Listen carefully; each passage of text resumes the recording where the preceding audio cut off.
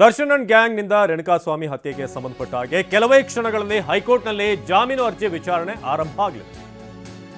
ಆರೋಪಿಗಳ ಜಾಮೀನು ಅರ್ಜಿ ವಿಚಾರಣೆ ನಡೆಯಲಿದೆ ಹೈಕೋರ್ಟ್ನಲ್ಲಿ. ಇನ್ನು ಕೆಲವೇ ಹೊತ್ತಿನಲ್ಲಿ ಈ ಮುಖ್ಯವಾದಂತಹ ವಿಚಾರಣೆ ನ್ಯಾಯಮೂರ್ತಿ ವಿಶ್ವಜಿತ್ ಶೆಟ್ಟಿ ಅವರಿರುವಂತಹ ಹೈಕೋರ್ಟ್ ಪೀಠ ದರ್ಶನ್, ಪವಿತ್ರ ಗೌಡ, ಆರ್ ನಾಗರಾಜು, ಅನುಕುಮಾರ್, ಎಂ ಲಕ್ಷ್ಮಣ್, ಜಗದೀಶ್ ಇವರೆಲ್ಲರ ಜಾಮೀನು ಅರ್ಜಿ ವಿಚಾರಣೆ ನಡೆಯಲಿದೆ.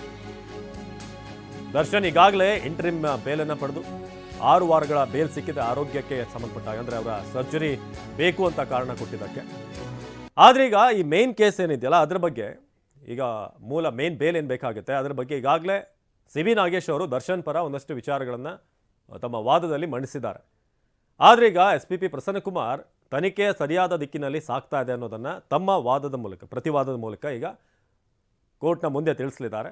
ಇನ್ನು ಉಳಿದಂಥವರು ಕೂಡ ಯಾರ್ಯಾರು ಆರೋಪವನ್ನು ಹೊತ್ತಿದ್ದಾರೆ, ಈ ಪವಿತ್ರ ಗೌಡ, ನಾಗರಾಜು, ಅನುಕುಮಾರ್, ಲಕ್ಷ್ಮಣ್, ಜಗದೀಶ್ ಇವರೆಲ್ಲರ ಜಾಮೀನು ಅರ್ಜಿ ಇವತ್ತು ವಿಚಾರಣೆಗೆ ಬರುತ್ತೆ.